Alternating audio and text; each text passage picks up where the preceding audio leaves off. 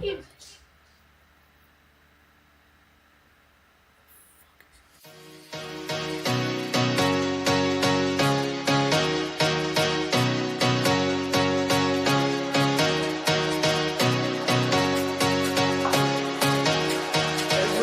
is the Rangers Journal night.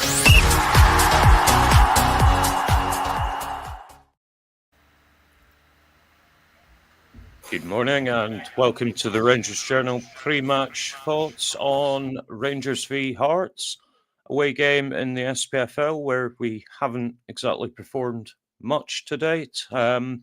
Scotty, how are you doing for this one? Are you confident? Are you concerned? No. Tom Lawrence, the starting lineup, absolutely not. I know, right? It's going to be slower than turgid as it's been. It's going to be more slower and turgid than what it's been recently. So no, I'm really not looking forward to this one today, Dave. To be honest with you, mate. I think Tom Lawrence was the obvious surprise when I seen the team sheet, but looking at it, we've got pretty much no width, mate. That's going to have to come from the fullbacks, and obviously Tav's lost a yard of pace. Yefte is quite good at getting forward, but just looking at that, you've got Hadji and Cherney. Cherney will stay out on the right but be cutting in permanently. Hadji, Lawrence, they're going to occupy the same space, I would say. Would you not? Aye, I would agree with that, mate. I would agree with that. It's a very... I mean, you look at it from middle to front, there's no pace there at all. Aye, that's it. He's got a decent turn on him. Lawrence has got a decent shot. Apart from that, that's really it. You just hope for a moment of magic for Egerman or Hadji or Cherney to win as a match. And another one that I did see that was quite interesting was Enciala coming back into the side. Looks like his recent performances have earned him a bit of a shot at maintaining that jersey. Aye, this is Enciala's kind of trial day, if that makes any sense. This is when you're going to find out what he's made of, because he's up against a good striking department at Hearts. At Kabangu that they signed in January, he's just banging him in for fun.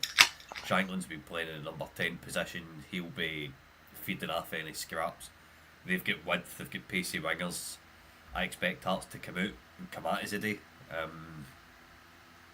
But so it's a big day for NCL, and see if he can stand up and gives a 7 or an 8 or a 10, then you know he's going to be a big player for Rangers. But don't get me wrong, if he doesn't, and it's not a great game he plays, then it's a learning curve. That's the beauty of playing these young boys.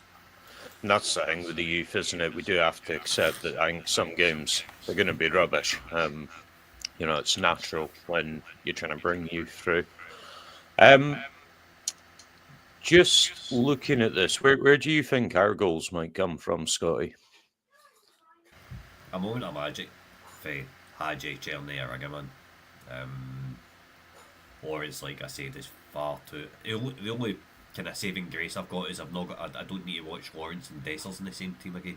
There is that, mate. There is that. At the beginning of the season. You know what? It's Kamoy's job. It's on the line. It's him that's picking the team. I would have more respect for him if he would just throw Finlay Curtis in one of the wide positions, use him as an inside forward. But that's probably the only change that I would make, is bringing one of the young boys in wide, to be honest with you. Maybe Dessers in for Lawrence and go with 2 up top. But it's pretty drastic, Dave, to be honest with you, mate. It is. You mentioned before, obviously, about Hearts coming out. Do you think maybe that will suit us a bit more? Because, to be fair, one thing Dylan and I noticed on the tactical breakdown we did for the Queen's Park game was kind of how targeted we were and passive against that real deep low block. So is there an argument that maybe Hearts coming at us gives Clement a chance to play more the way he has in Europe, etc.? I don't know what Hearts will turn up with it. Excuse me. If the day come up and come at us, it will suit us. And that's fine. We'll probably pick them off and score a couple of decent goals and whatever, and never it'll be all rosy for a couple of minutes again. But Critchley decides to pull a fly one and starts with a low block, Hearts have got the pace and the skill on the counter attack to beat us.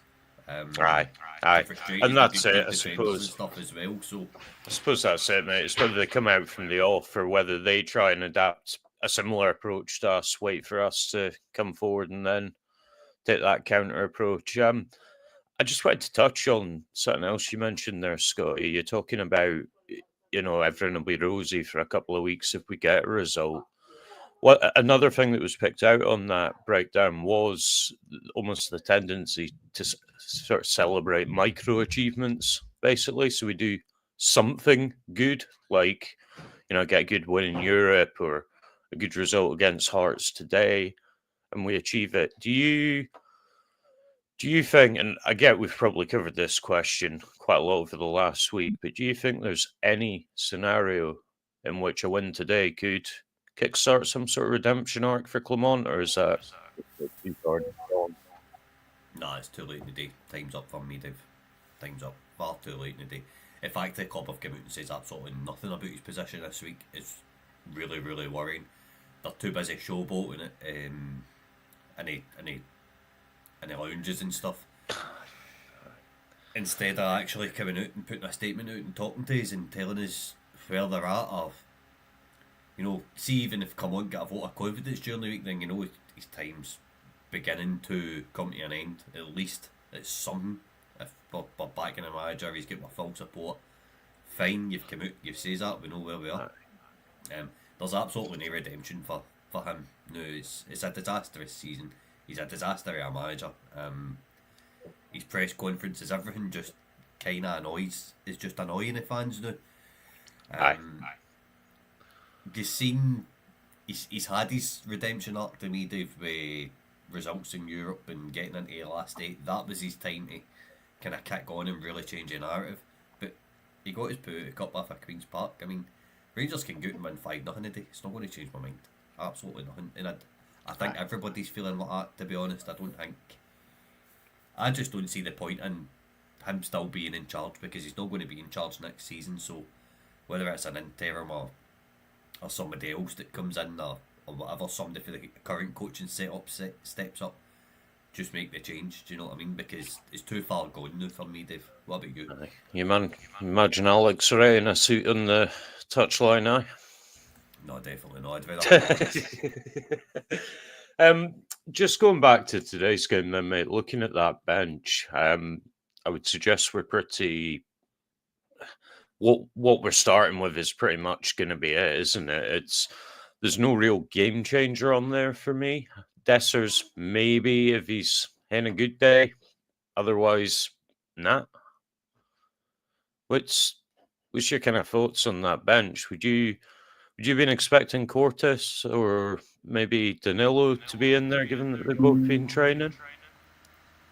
Again, we don't know where they're at because nobody's telling us anything.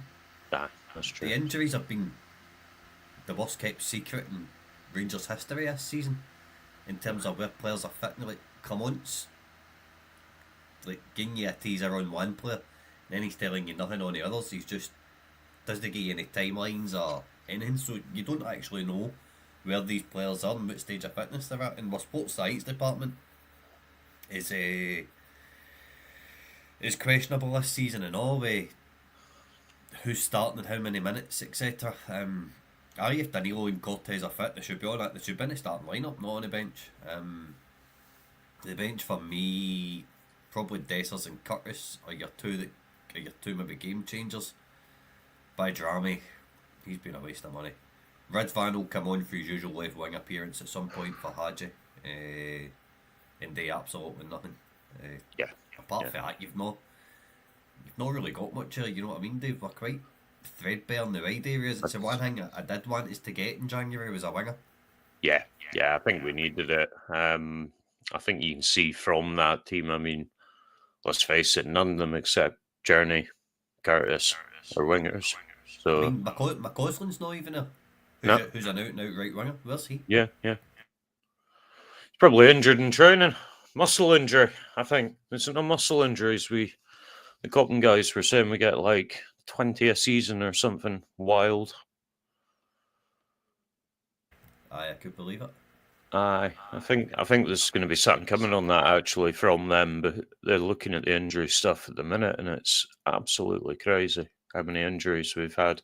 So, just coming back to the game, Scotty, probably not much else to say about it, but what's your prediction today? I'm going to go with a 1-1 draw. I'm It's going to just go the way 2-0. I'm going to go it's just the way 2-0 I'm feeling Rangers. just now. I don't see Rangers picking anything up a day under I, this guy. I've just got this feeling that if Hearts do come for us, that might suit us a bit. It might also might go the other way and Hearts actually take a good few off us.